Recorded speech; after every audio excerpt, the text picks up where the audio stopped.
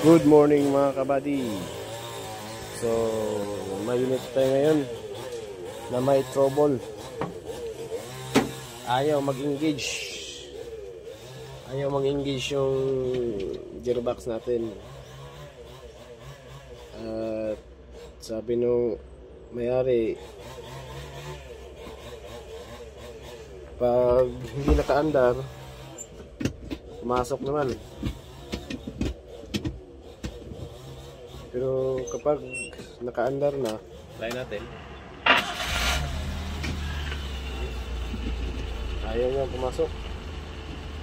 Tigas. Kaya ito yung solusyon na natin mga kabady. So keep safe mga kabady. And follow para magiging updated kayo. Yung mga kabady. At ito mga buddy, sinimulan ko ng bakasin ang mga kailangan bakasin para sa pagbubuhay ng ating transmission. So keep watching. At ito, tinanggalan ko na ng mga tinai. Mahirap talaga pag mag-isa.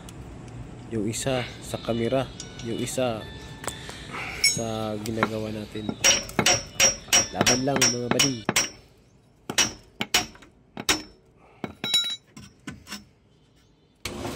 So ito sa kabila naman tayo sa rear propeller. So keep watching mga buddy.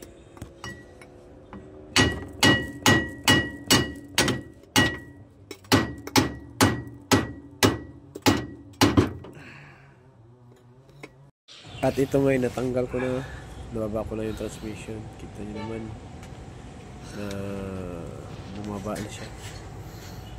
So ayan, tanggalin natin yung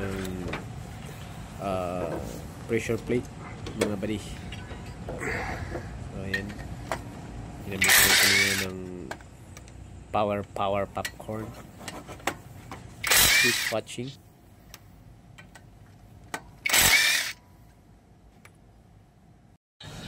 So dito ay natanggal ko na lahat ng mga bolt at sinubukan kong ligwat-ligwatin. So mga buddy, ang tigas. Kaya ginamit ko ngayon ng kamang dala li, dala bukiki, dala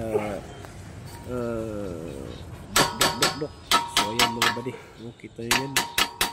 Kita na yung resulta kung bakit siya stuck up. Ayaw nyo mag-engage kapag naka-andar. Ayan, ang tigas dito mga buddy. At isang kamay lang gamit kasi mga pro tayo eh. Isang kamay lang yan. Kayang-kaya yan mga buddy. So keep watching. Kahit maalikabok, fight lang mga buddy.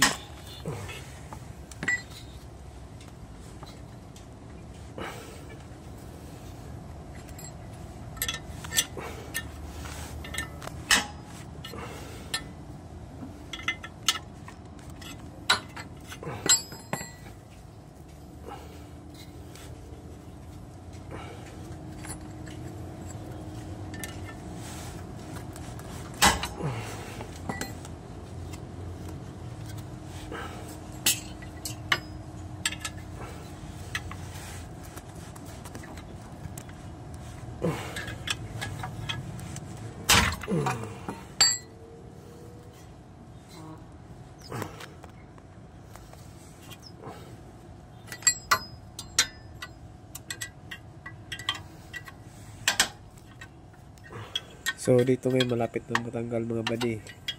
Kaya sa ganitong sitwasyon, huwag nyo yung gayahin kasi baka pabukol kayo kapag nandun kayo sa ilalim at nasa tungod yun ba? Sa tungod. O ayan, kita yun yan. Napakadumi. Kaya stuck up yung plastics natin. So ayan o. Kita nyo naman at saka may groove pang plastics yung firewall natin. Kita nyo yan at pinapahid-pahid ko at napakagaspang talaga mga buddy. Kita nyo yan yung plus disc at saka pressure plate mga kabady. May groove ng So ayan, nilinisan ko na at hindi ko na napakita sa inyo yung pagliliha ko na sobrang linis na talaga. Kaya ngayon, ito muna yan, hinahinan ko ng air pressure mga balikat. So hindi ko na napakita sa inyo yung paano paglinis gamit yung sandpaper. Yung nakikita ko kasi mabisi. Hangin lang dyan, malakas rin. Ginamitan ko yan ng sandpaper.